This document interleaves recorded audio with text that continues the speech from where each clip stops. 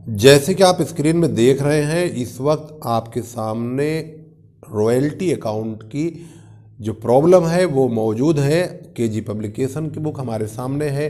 BCom second semester के विद्यार्थियों के लिए महत्वपूर्ण चैप्टर रॉयल्टी अकाउंटिंग, जिसकी प्रॉब्लम आपके सामने क्वेश्चन नंबर 1 की ऑलरेडी जा चुकी है, जिसमें हमने एनालाइज टेबल, जर्नल एंट्री और शॉर्ट वर्किंग अकाउंट बनवाया था।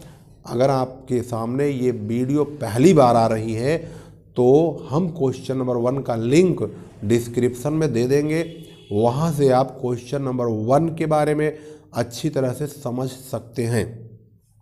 उसमें हमने analyse table, short working account और जर्नल एंट्री, ये जो शॉर्ट वर्किंग अकाउंट है इसको हमने टेबल से और जर्नल एंट्री से दोनों बनाना सिखाया है। और आज की जो वीडियो है, क्योंकि ये तो आपको पता ही है कि इसमें एनालाइज टेबल का बहुत ज़्यादा महत्वपूर्ण रोल है।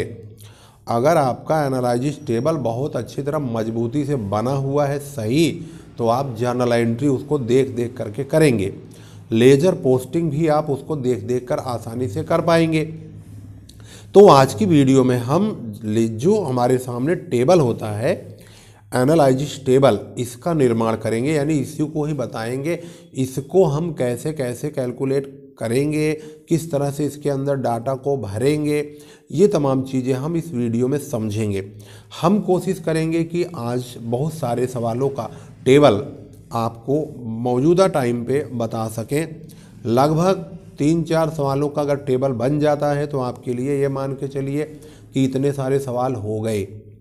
फिर हम अगली वीडियो में इसका एक royalty account, short working account, landlord account, इनको थर्ड वीडियो में बताएंगे। लेकिन उससे पहले आपको यह एनालाइज टेबल बहुत ही अच्छी तरह से समझ में आना चाहिए।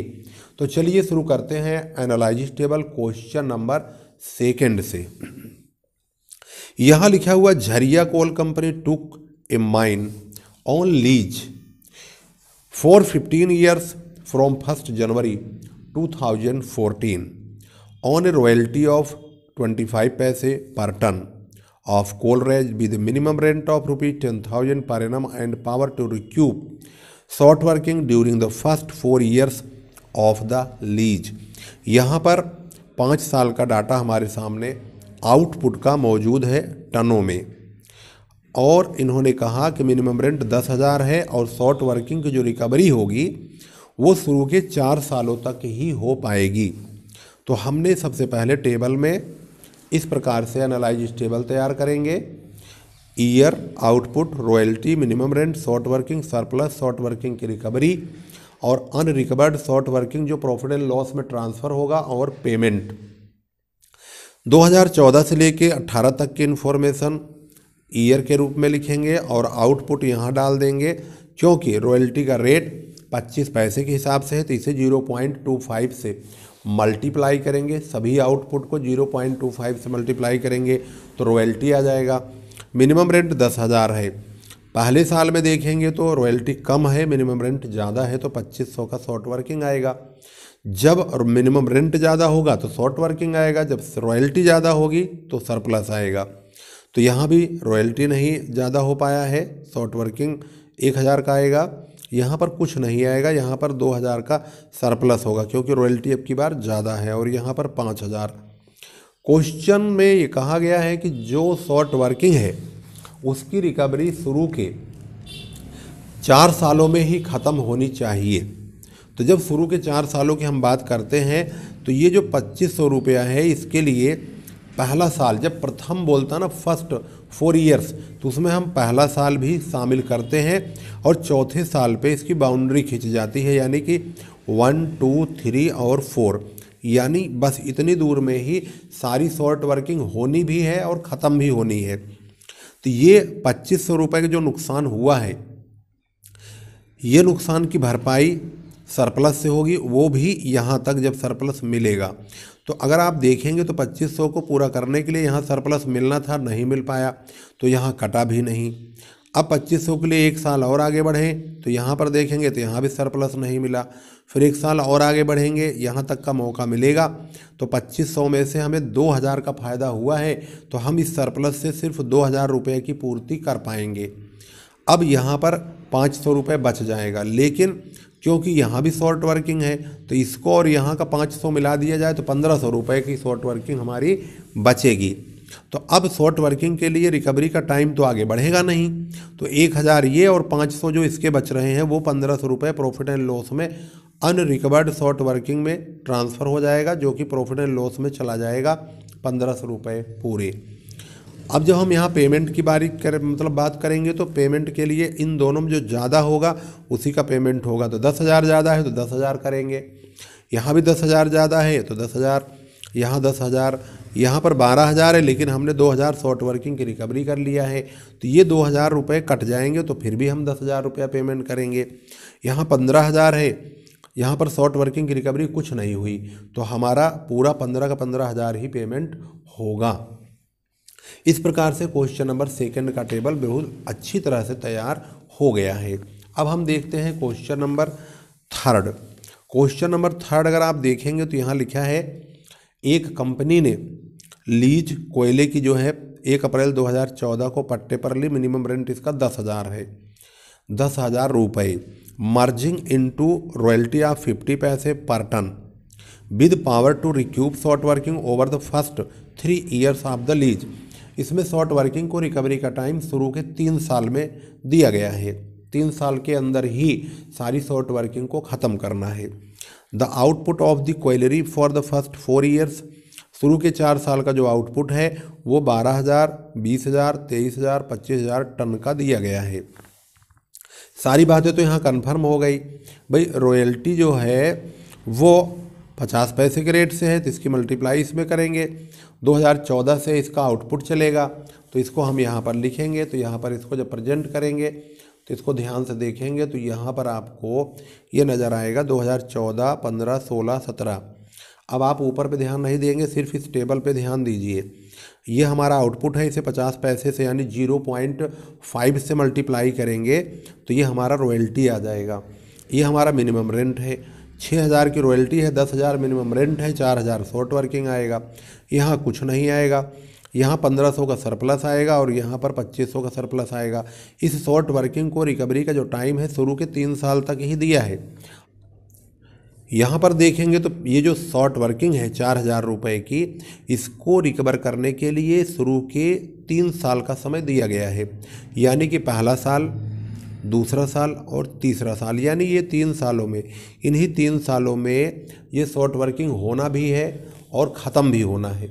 इसका मतलब है ये जो 4,000 की शॉर्ट वर्किंग है इसको हम एक तो पहला साल, दूसरा और तीसरा, यहाँ तक का टाइम है। अगर हमें यहाँ तक सरप्लस मिलेगा तभी हम इसको काट पाएंगे, तो हमें सरप्लस दूसरे साल तो मिला ही नहीं, तीसरे साल मिला तो, लेकिन 4,000 से कम मिला, तो हमें 1500 का मिला, तो हम 1500 सरप्लस में को हमें काटना कितना, हमें 4,000 काटना है। तो 4,000 में से 1500 का सरप्लस है तो हम 1500 ही काट पाएंगे। अब इसका टाइम भी ख़त्म हो गया, तो 4,000 में से सिर्फ 1500 रुपये ही पूरे हो पाए, 2500 नहीं हो पाए, ये प्रॉफिट एंड लॉस में ट्रांसफ़र हो जाएंगे, यानी अनरिकवर्ड शॉर्ट वर्किंग 2500 आएगा जो प्रॉफिट एंड लॉस में ट्रांसफ़र हो जाएगा। अब इन दोनों में पेमेंट कितना होगा, इन दोनों में ज़्यादा 10,000 और 10,000 का पेमेंट होगा, यहाँ 10,000 ही पेमेंट होगा, यहाँ 11,500 पेमेंट होगा, लेकिन 1500 कट जाएगा तो 10,000 पेमेंट होगा।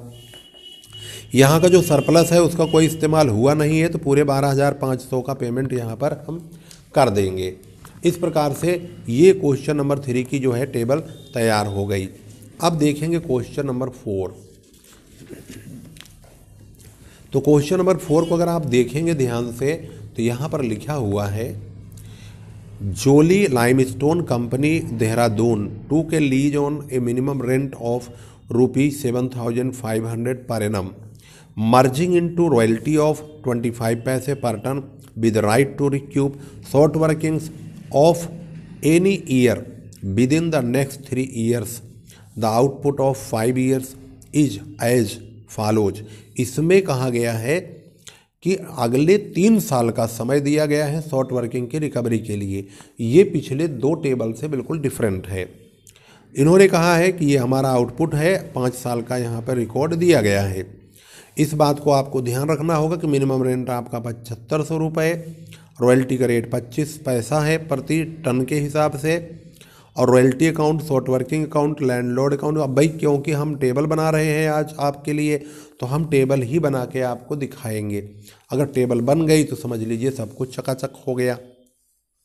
तो चौथा जो टेबल है चौथे क्वेश्चन का अब आपके सामने मौजूद है। यहाँ अगर आप ध्यान से देखेंगे तो सबसे पहले पहला साल, दूसरा, तीसरा, चौथा। पहले साल इन्होंने आउटपुट नील किया हुआ है, यहाँ आउटपुट नहीं है, जबकि यहाँ पर आउटपुट दिया हुआ है।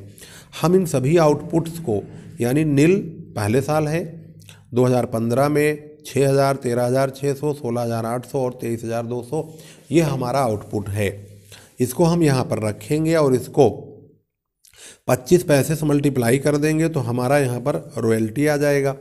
और ये मिनिमम रेंट 7500 का है ही है, तो यहाँ पर कोई रॉयल्टी नहीं है, पूरे 7500 रुपये ही देने पड़ेंगे, तो पूरे 7500 का घाटा हो गया। तो हम शॉर्ट वर्किंग में 7500 रुपये पूरा लिख देंगे। यहाँ 1500 रॉयल्टी है, जबकि 7500 का मिनिमम रेंट, तो 6000 का शॉर्ट वर्किंग। यहाँ भी शॉर्ट वर्किंग हो गया, यहाँ हुआ सरप्लस और यहाँ हो गया सरप्लस 3750 का। ये जो शॉर्ट वर्किंग है 7500 रुपये की, इसको रिकवरी करने का जो टाइम है आगे के 3 साल है, यानी कि 7500 का जो समय है वो यहाँ है 1, 2 और 3 यहाँ तक का है। तो इसका मतलब है 7500 को हम आसानी से यहाँ पर राइट ऑफ कर देंगे। तो 7500 जो हमारे पास है ये हमारा यहाँ पर ख़त्म हो जाएगा, तो इसका टाइम भी यहाँ पर ख़त्म होगा, यहाँ कुछ नहीं बचेगा। अब नंबर आता है 6000 का। 6000 का टाइम शुरू होगा यहाँ से, इसके आगे से 3 साल तक, 1, 2, 3। तो 6000 को पूरा करने के लिए यहाँ समय मिला लेकिन सरप्लस नहीं है, यहाँ सरप्लस मिला परंतु यूज हो गया। ये टाइम और इसका लास्ट बचा है, तो यहाँ पर सरप्लस हुआ लेकिन 6000 का सरप्लस नहीं हुआ। हमें घाटा जो है 6000 का पूरा करना है, लेकिन हमें सरप्लस मिला है 3750 का। तो हम 6000 में से 3750 का सरप्लस है, तो हम 3750 रुपया ही काटेंगे। अब इसका टाइम ख़त्म होने की वजह से इसका बचा हुआ पैसा 6000 में से 3750 रिकवर्ड वाला घटा देंगे तो 2250 रुपये बचेगा, जिसकी पूर्ति आगे हो नहीं पाएगी, तो ये प्रॉफिट एंड लॉस में ट्रांसफ़र होगी। ये जो अनरिकवर्ड शॉर्ट वर्किंग बच रहा है ये प्रॉफिट एंड लॉस में ट्रांसफ़र हो जाएगा। अभी 1500 का नंबर आया नहीं है, 1500 का नंबर अभी 1 साल के लिए आगे आ रहा है, लेकिन हमारे पास डाटा नहीं होने की वजह से ये बैलेंस में रह जाएगा। तो जब हम शॉर्ट वर्किंग अकाउंट बनाएंगे तो वहाँ पर बैलेंस सीडी के रूप में 1500 रुपये बच जाएगा। अब इन दोनों में जब पेमेंट की बारी आएगी तो 7500 रुपये ज़्यादा है, इसी का हम पेमेंट करेंगे। इन दोनों में 7500 ज़्यादा है तो 7500 का पेमेंट होगा, और इन दोनों में 7500 ज़्यादा है तो 7500 का पेमेंट होगा। इन दोनों में 7500 के बजाय 15000 ज़्यादा है, लेकिन हमने 7500 तो काट लिए, तो हम 7500 का पेमेंट करेंगे। 11250 में से 3750 यहाँ कट गया, तो हम 7500 का ही पेमेंट करेंगे। इस प्रकार से क्वेश्चन नंबर 4 की टेबल भी कंप्लीट हो गई है।